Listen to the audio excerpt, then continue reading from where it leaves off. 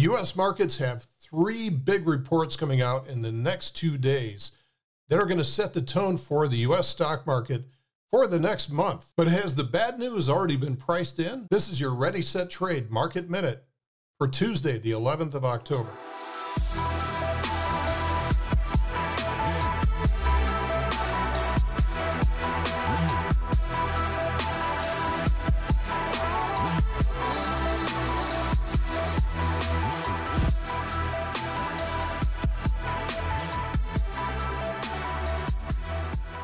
The three reports that we care about this week are all clustered in the next 2 days. First of all, tomorrow morning, October 12th on Wednesday, we have PPI final demand. This is producer price index or wholesale inflation.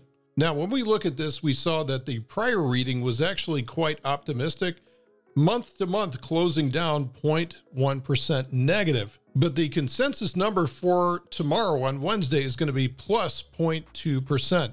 So any beat of that is going to be market positive. Anything that meets this or exceeds this number in the consensus range or beyond is going to be viewed as market negative. Now, don't get lost in the year-to-year headline number. No one cares about that. It's all about the month-to-month number where inflation is either rising or declining month to month. That shows the trajectory or the trend. And in case the 30 individual Fed speeches over the last 2 weeks didn't make it clear what the Fed's mandate is these days, we're going to review the minutes tomorrow afternoon at 2 p.m. Eastern Time. So once again, we're going to pick through the last Fed statement from a couple of weeks ago and see if there's anything new. I can't believe that there'd be anything new in the information in the Fed minutes, but I've been surprised by this before, especially this year. Lastly, on Thursday, we get the CPI, which normally precedes the PPI, but this one's different for whatever reason. This is the Consumer Price Index or retail inflation. Now, month to month, last month we had 0.1% positive, and that was a surprise to the upside. Everybody was expecting a negative number.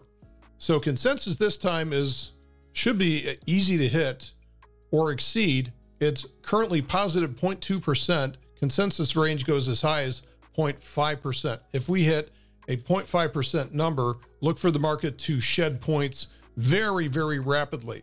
A negative number would be considered a beat and would probably produce a positive number. Like we said, I think a lot of this negativity is already priced in.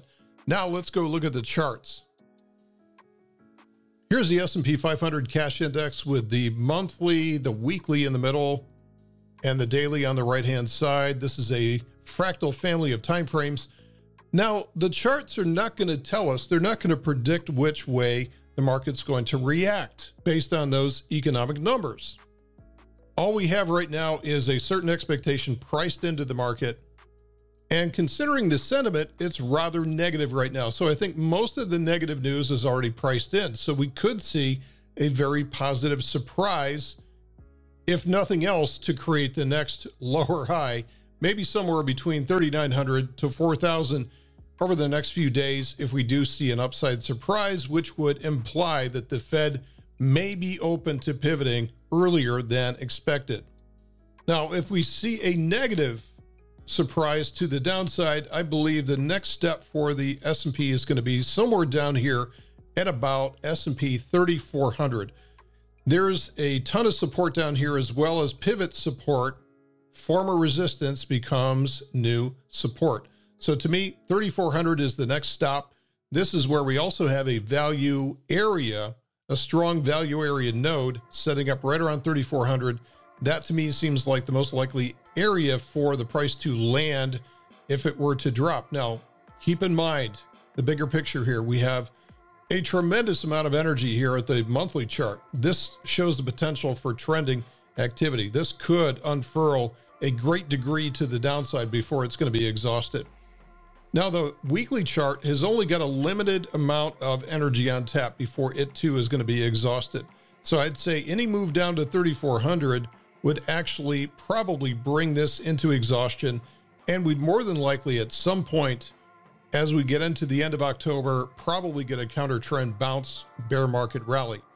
Look at the amount of energy that's available on the daily chart. A massive amount of potential to trend for this. So this could easily bring the price up another 200 to 300 points in either direction. So what I'm looking at here is this combination of big economic numbers that everybody wants to see, as well as huge potential for trending.